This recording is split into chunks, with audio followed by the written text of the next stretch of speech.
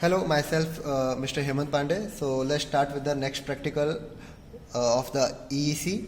So the name of the practical is use the insulation tester. Okay. So what do you mean by insulation? Insulation is nothing but uh, opposite of the conduction, right? So if the insulation is better, the chances of getting shock is much less. Okay. So insulation is also one of the very important property to test uh, with respect to safety and protection of the process in electrical technology. Okay, so we will use one apparatus, that is insulation tester, to measure the insulation of any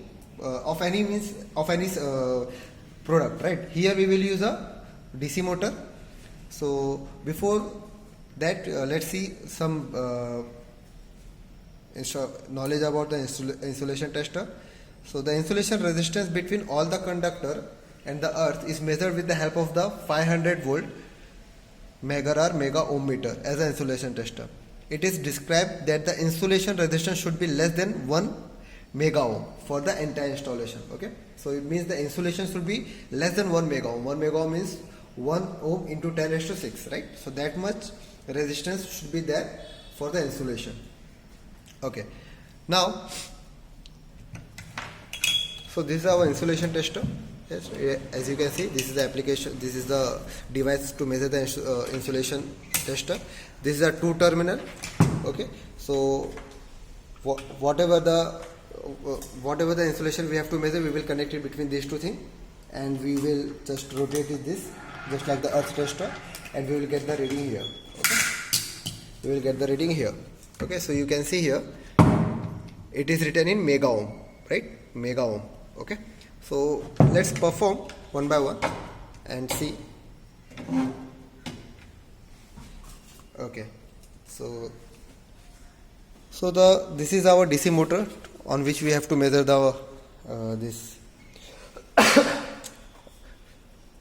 insulation. Okay, so first one is this observation calculation. Insulation resistance between shunt field winding and armature winding. So we have to measure the resistance, that is insulation between field winding and armature winding. Okay, so this is, you can see here it is written armature. So this is a armature winding and this is a field winding. So we have to measure the resistance between these two. Okay, so what we will do, we will put one here and then we will put one here. Okay, so we have to measure this, and now what we will do, we will this just rotate and see the resistance. Okay,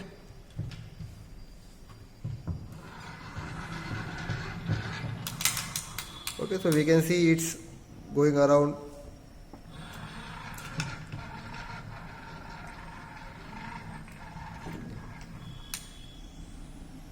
around 5 mega ohm, so that is good. Okay, so this is our resistance between the armature and field winding. Similarly, we have to measure the insulation resistance between shunt field winding and body. So this is the field winding, right? And this whole motor is a body, right? So this is a field winding and this is a body. So we have to measure this one. Okay, so in the same way, we will just rotate the machine, we will just rotate the device and we will get the reading. Then next one is insulation resistance between armature winding and body, right? So this is the armature winding. Okay, so this is the armature winding and this is the body. So we have to measure in between these two things, armature winding and body, right? Then resistance between armature winding terminals. So armature winding terminals means this is the terminal, this is the starting of the terminal, and this is the ending of the terminal. So we have to measure in between these two. Okay, what is the insulation between this armature, right? So there should not be any insulation, right? Because if there will be any insulation, how the current will flow, right? So that is the simple logic. And the last one is continuity test between field winding terminals, right? So these are field winding terminals. Similarly, also the continuity should be 100%, right? Because if there will not be any continuity, the current will not flow in this field winding, right? So that's why the resistance should be 0. Okay, so using this device we can measure all the type of insulation here. Okay, so with this our this practical is completed. Thank you.